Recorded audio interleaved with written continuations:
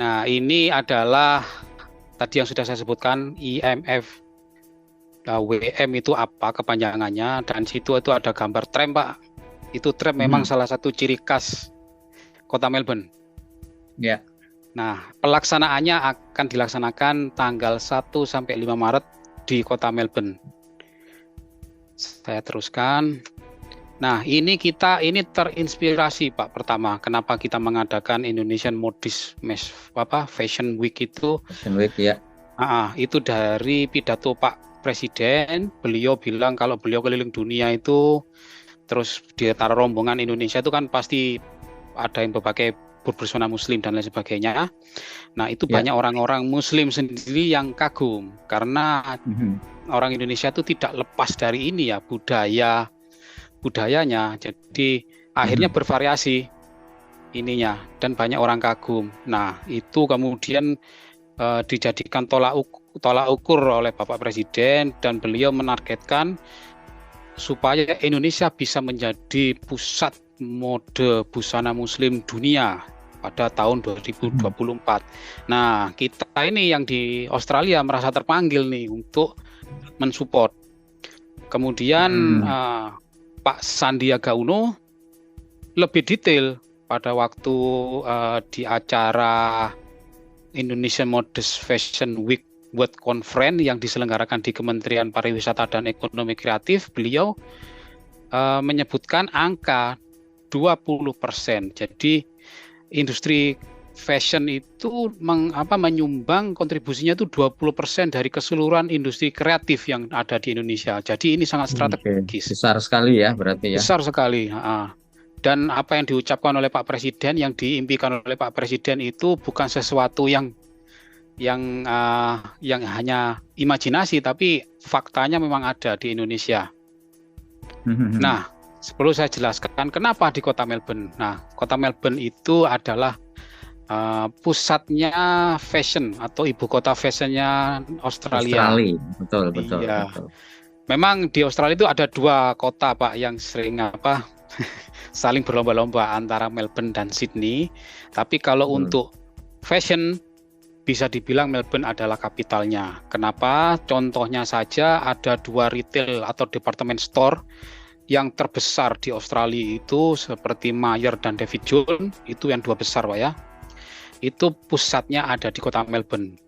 Mereka memilih Kota Melbourne pasti ada alasannya. Kemudian masyarakatnya memang fashionable, adaptable dengan perkembangan ini. Karena di sini ada 4 musim. Nah, jadi mereka selalu menyesuaikan dengan musimnya. Cuma kalau musim panas ini ada pakaian-pakaian musim panas yang akan dipakai untuk ini, dan itu enggak monoton. Pasti ini bervariasi dan enggak selalu sama dengan yang tahun kemarin. Kemudian di sini itu banyak major Australian fashion event itu diselenggarakan di Melbourne, seperti Melbourne Fashion Week dan satunya lagi itu Melbourne Fashion Festival. Nah, ini perlu saya juga sampaikan bahwa di Australia sendiri itu sebenarnya modis fashion itu berkembang terus, Pak, dan semakin digemari. Baik itu untuk yang nggak hanya untuk musim dingin, karena istilah modis fashion, kalau mohon maaf kalau mungkin ada teman-teman atau pemirsa yang kurang familiar dengan istilah modis fashion. Modis fashion itu adalah pakaian yang menutupi sebagian besar kulit, gitulah kira-kira. Nah, ini adalah gambar-gambar yang saya ambil dari websitenya Vogue, majalah fashion terkemuka. Ini internasional kalau Vogue. Ini yang terbitan Australia, itu mengeluarkan top brands untuk fashion. Itu ada beberapa, dan hampir semuanya, Pak ya, itu yang dipajang di website itu modis fashion. Nah, yang sekarang lagi menanjak itu ada AJ, itu yang dipakai oleh mbak-mbak yang pakai baju putih. Kemudian Zimmermann yang bajunya mbak-mbak yang berwarna-warni itu, dan juga Camilla, ini yang sedang naik daun. Nah, seperti merek-merek yang lama seperti Country Road pun, nah itu juga mengikuti ini ya, apa namanya, tren, karena semakin digemari.